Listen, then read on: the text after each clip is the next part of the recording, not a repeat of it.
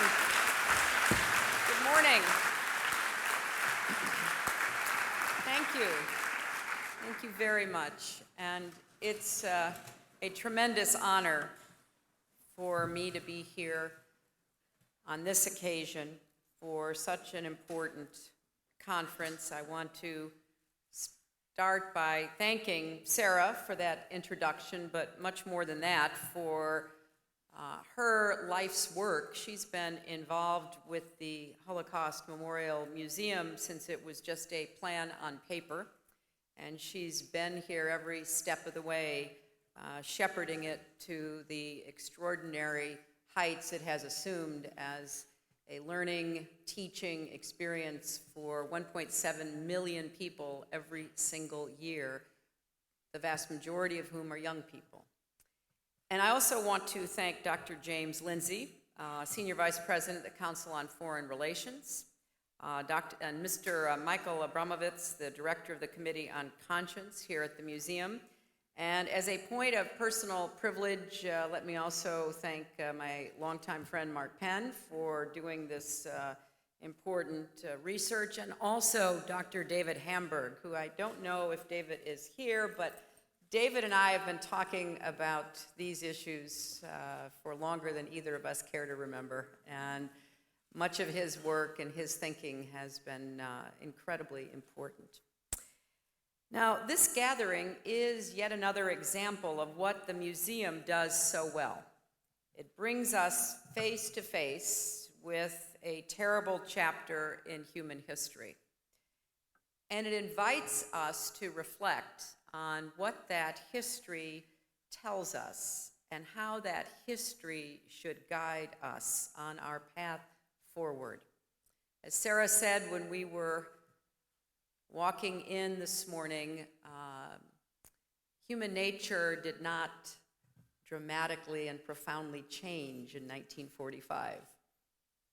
We still struggle with evil and the terrible impulses and actions that all too often result in atrocities and violence and genocide. So I want to thank the Committee on Conscience for bringing attention to contemporary cases of extreme violence against civilians. Let me begin by acknowledging that here in this museum, it's important to note that every generation produces extremist voices denying that the Holocaust ever happened. And we must remain vigilant against those deniers and against anti-Semitism, because when heads of state and religious leaders deny the Holocaust from their bully pulpits, we cannot let their lies go unanswered. When we hear Holocaust glorification and public calls to, quote, finish the job, we need to make clear that violence, bigotry will not be tolerated. And yes, when criticism of Israeli government policies crosses over into demonization of Israel and Jews, we must push back. Here at this museum and in the work that many of you do every day, we are countering hatred with truth. Thanks to the museum and institutions like it, and scholars and academics and activists around the world, we have accurate histories. We have memorials and archives that record the stories of those who survived and those who did not. And because we know what happened, our call to action is that much clearer and compelling. Bringing that dark chapter into light helps clarify and sharpen what we mean when we say never again. But despite all we have learned and accomplished in the last 70 years, never again remains an unmet, urgent goal.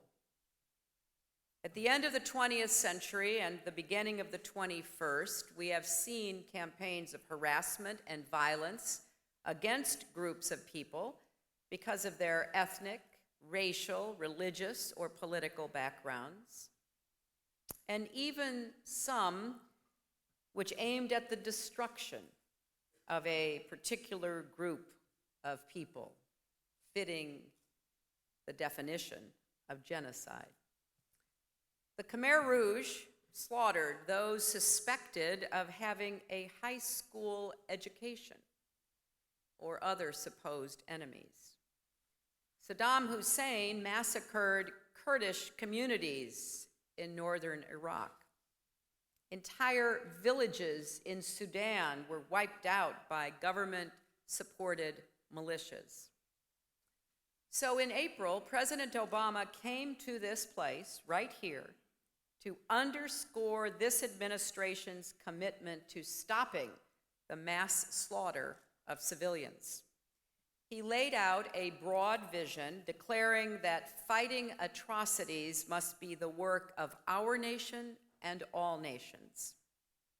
So today, I want to talk about our strategy for preventing and responding to these crimes and the specific steps we are taking, because we have seen the cost of inaction. In Rwanda, 800,000 people in a country of 7 million died in the 1994 genocide. I remember being in Rwanda with my husband when I was First Lady, listening to story after story from survivors about the loved ones they had lost and the horrors they had endured. The world waited until the massacre at Srebrenica before acting in Bosnia. It took the stories of men and boys summarily executed by the hundreds in refugee camps, of women and girls dragged into fields and gang raped by soldiers, of infants murdered because they would not stop crying. And yet we've also seen how decisive action can make all the difference. 2 years ago, I visited Pristina, the capital of Kosovo. When I arrived, throngs of men and women were lining the streets, clapping and waving flags and holding signs that said, "Thank you, America." What the United States and our NATO allies did there more than a decade ago may not be fresh in the minds of every American, but I can assure you those memories are certainly fresh in the minds of the people of Kosovo.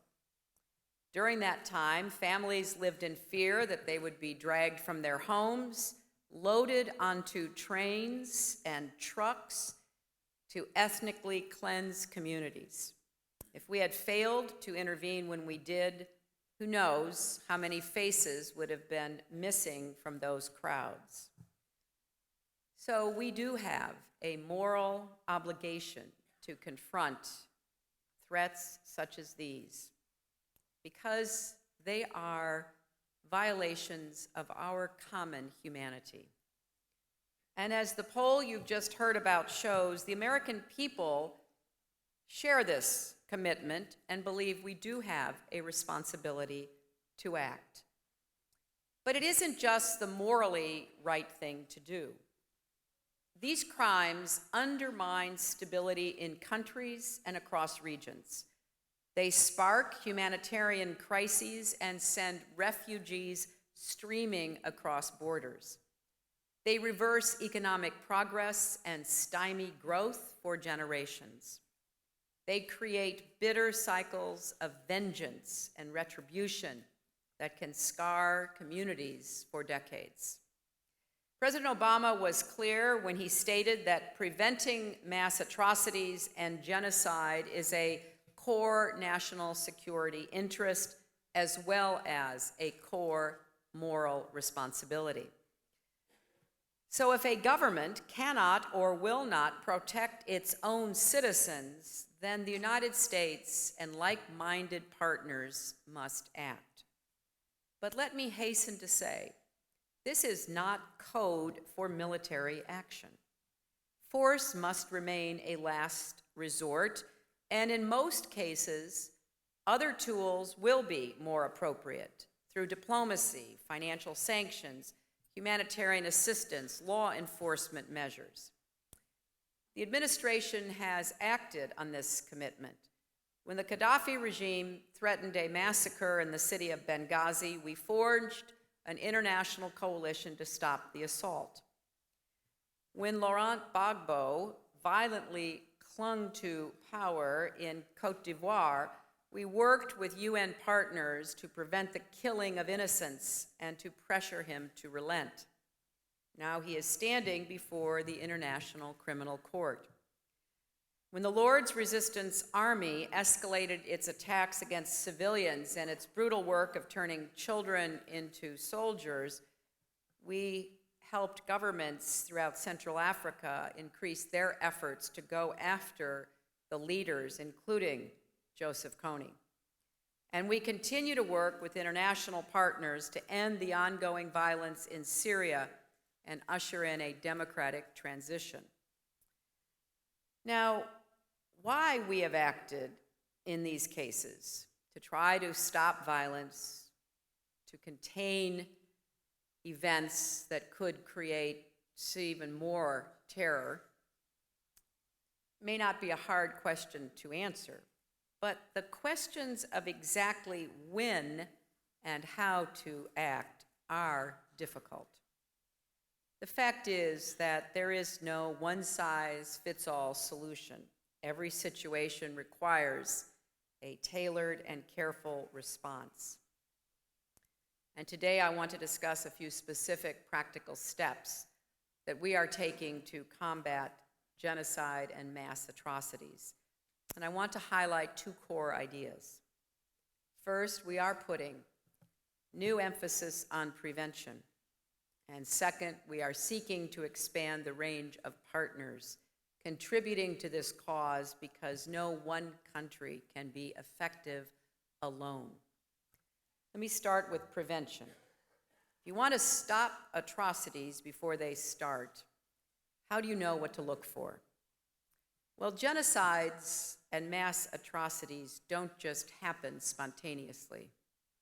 They are always planned. Genocides are preceded by organized, targeted propaganda campaigns carried out by those in power. Extremist leaders spread messages of hate, often disguised as something else, a song on the radio, a nursery rhyme, or a picture book. The messages filter down.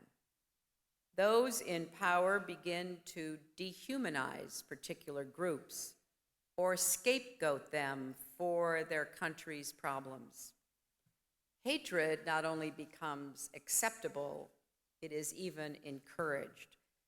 It's like stacking dry firewood before striking the match. Then there is a moment of ignition. The permission to hate becomes permission to kill. I remember going to Bosnia shortly after the Dayton Accords were signed and meeting with a group of Bosnians. And one Muslim woman told me that when the violence started, she asked a neighbor whom she knew well, "Why are you doing this to us? Why is this happening?" She said that their families had known each other for many years. They had celebrated together at weddings. They had mourned together at funerals. And her neighbor replied, "We were told that if we don't do this to you, you'll do it to us first." So the United States and our partners must act before the wood is stacked or the match is struck. Because when the fire is at full blaze, our options for responding are considerably costlier and more difficult. There are responsibilities for this effort now across our government, from the intelligence community to the Defense Department to the Treasury to the State Department. And at the center of our work is our core asset, our diplomats and development experts. First, we are making sure that our officers serving in at-risk countries are trained to understand the warning signs, to provide accurate assessments of emerging crises, to take the first mitigating steps. That might mean engaging governments and their supporters. It might mean talking to local media about growing violence. It might mean supporting those who are countering propaganda. Second, we are putting technology to work advancing our prevention efforts, because technology has changed the way we can detect and respond to mass atrocities. Until recently, it not only might have, it did take days or weeks before outsiders knew about violence in a remote location. But now a bystander with a cell phone and a YouTube account can show the whole world exactly what is happening. So we are developing our own technological innovations.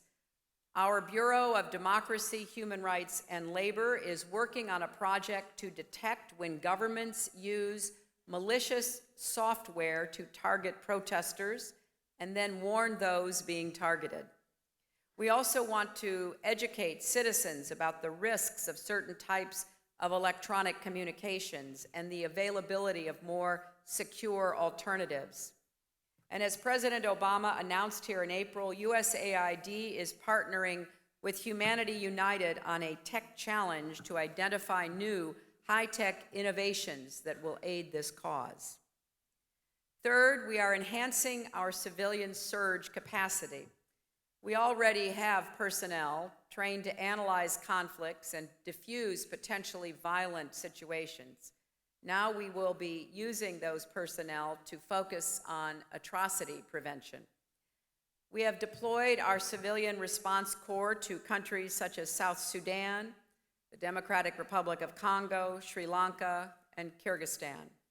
We hope to train new teams to assess conditions on the ground, work with local governments to detect signs of impending atrocities, work with the local civil society and others who are representing populations at risk, and make recommendations to American officials on what we can do to prevent conflict. The new Bureau of Conflict and Stabilization Operations will deploy these personnel to address potential atrocities and empower citizens to learn how to resolve conflicts themselves. Fourth, we're deploying new tools through our National Action Plan on Women, Peace, and Security, because women are often the first to know when their communities are in danger, and they are often the first to suffer. So we're working with women at risk in areas where they are to make sure there are early warning systems responsive to sexual and gender-based violence. For example, we have supported a project in the DRC to build a community alert network to protect civilians, including from conflict-related sexual violence. Fifth, we can directly pressure those who organize atrocities and cut off the resources they need to continue their violence. We can target sanctions against groups using information technology to further human rights abuses, as we've done in Syria and Iran. And those responsible for such crimes will not find safe haven in our country, because our government will now deny entry visas to anyone responsible for or suspected of planning or committing a mass atrocity. Lastly, we want to deter atrocities by making clear that those who commit these crimes will be held accountable. Our work over the last 3 administrations to bring Milosevic and Mladic and Karadzic to justice for their crimes in the Balkans is a testament to that commitment. Our message to perpetrators must be that we do not forget, and there will be consequences. But that brings me to the second part of our approach. We need to expand the circle of partners who can help prevent and respond to crises, because a problem of this scale takes the skills and resources of governments, the private sector, and civil society all working together. It starts with a robust diplomatic effort, and we have to strengthen our ties and our cooperation with like-minded governments and organizations. Because if more countries are looking out for warning signs and training their diplomats on prevention techniques, we will all be more responsive. I applaud the African Union for their increased attention on the crises across Africa, and of ECOWAS for responding effectively to the violence from Sierra Leone to Cote d'Ivoire. We'll also be stepping up multilateral engagement to bring a greater focus on atrocity prevention. We're working to strengthen the UN's core peace and security tools. Under our leadership, the G8 Peacebuilding and Peacekeeping Experts Group is focused on training and supporting peacekeepers to better identify and respond to violence that can, and all too often does, evolve into atrocities. To succeed, however, peacekeeping and special political missions will require the right resources, an understanding of the situation on the ground, strong leadership and personnel, and most importantly, the political will of member nations to back up these missions. That is often the most scarce commodity. We're expanding our connections with the private sector because companies that respect human rights foster an environment in which atrocities are less likely to occur. And when they do, the private sector must send a strong message by refusing to do business with those responsible. Banks should refuse to finance the sale or purchase of oil from such countries. Jewelers should refuse to traffic in blood diamonds. And there are numerous examples of how economic pressure can get the attention of leaders when all of the other efforts have not. We also need to do more to support civil society, and I started the first ever strategic dialogue with civil society around the world because we want to be in an emergency response mode with civil society groups that are standing up against violence and harassment. We're putting our elements of this strategy, prevention and partnership, into action through the Atrocities Prevention Board that President Obama announced here. Now, it might not be obvious that creating yet another government board will address a problem as entrenched as this. But the fact is, a body such as this can drive the kinds of institutional changes that we envision.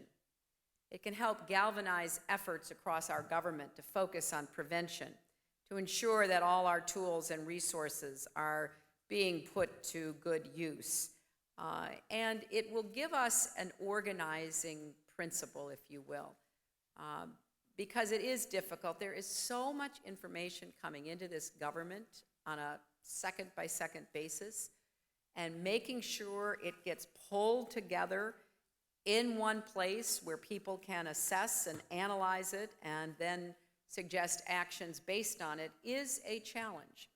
So the board is the organizing entity that forces every part of the government to say, you know, this piece of information might be of use to the board. I better make sure it gets there. I particularly want to acknowledge our Undersecretary for Civilian Security, Democracy, and Human Rights, Maria Otero, who has represented the State Department so well on this board. Now, I understand very well that as much as we are doing to try to get ahead of these terrible events, we are clear-eyed about our challenges. How do we bring along countries that are reluctant to get involved or ensure that we don't make a bad situation worse or provoke even more violence?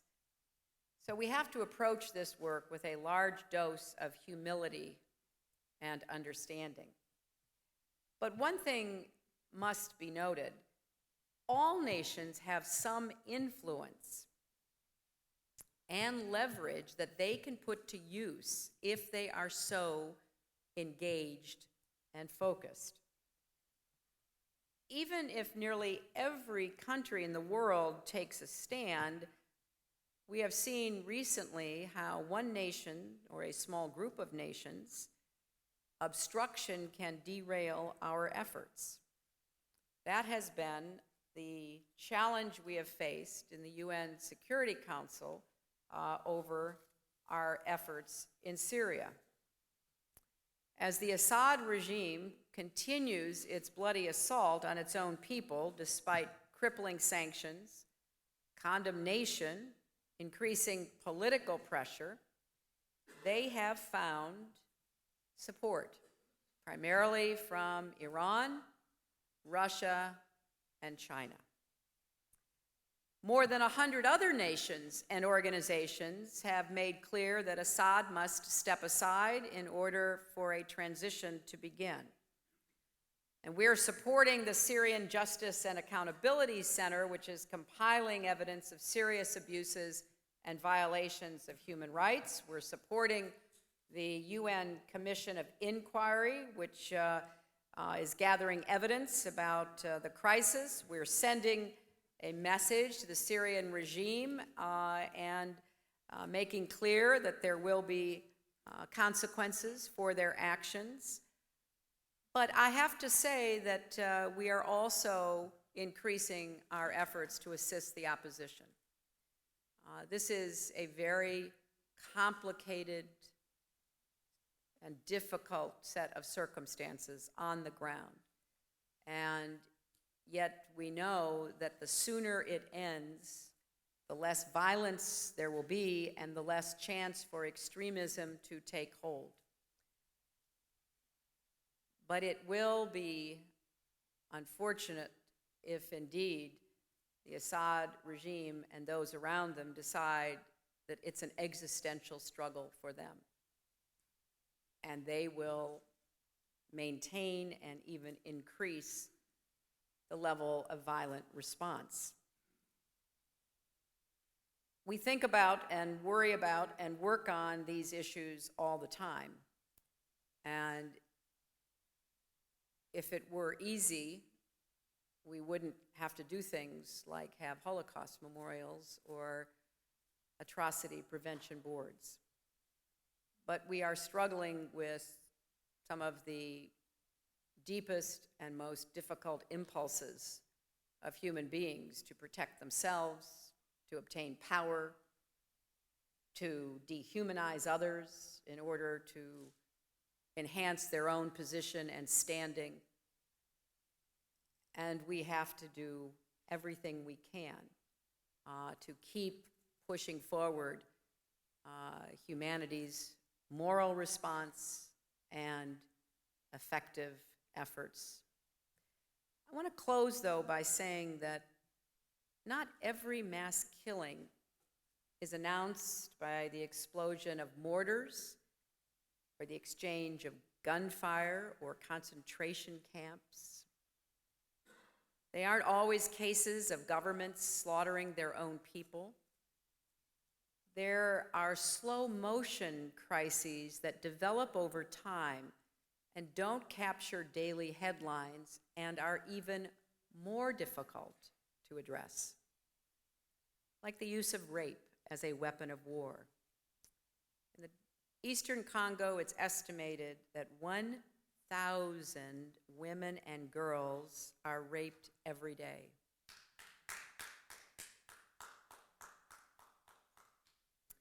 And it is a deliberate strategy used in the conflict there to dehumanize, to marginalize, to break the spirit of people. Or take the dehumanizing brutality in North Korean prison camps. Today, I'm told we're joined by Shin Dong-hyuk, who was born in one such camp and has made it his life's work to bring the world's attention to the conditions in his country. Or take the horrific problem of infanticide, or as it is rightly called, gendercide. Families killing their own infant girls or allowing their baby and toddler daughters to die because their societies value only sons. Now, whatever form atrocities take, however society explains, rationalizes, even tries to justify, we must be committed to preventing and ending all of these actions that truly dehumanize all of humanity. Now, we have laid out our course for turning our commitment into action, but we recognize the plan we have laid out leaves many questions to answer, many ideas still to be formulated, and innovations to devise. But I am convinced we can make progress together. We have, in our lifetimes, those of us of a certain age, seen evil and hatred overcome. And in the tragic history that surrounds us here in this museum, we also see the stories of the heroes, the men and women who did the right thing, even when confronted and threatened by evil. And we're inspired. We're inspired by their courage and their resolve, what drove them to try to save a life. That resolve continues to grow stronger. If one were to look at the great sweep of history, one has to believe that we can together overcome these challenges, that there will slowly but inexorably be progress. And at the root of that must be our resolve. And that resolve must never fail, so that we can say and mean it never again. Thank you all very much.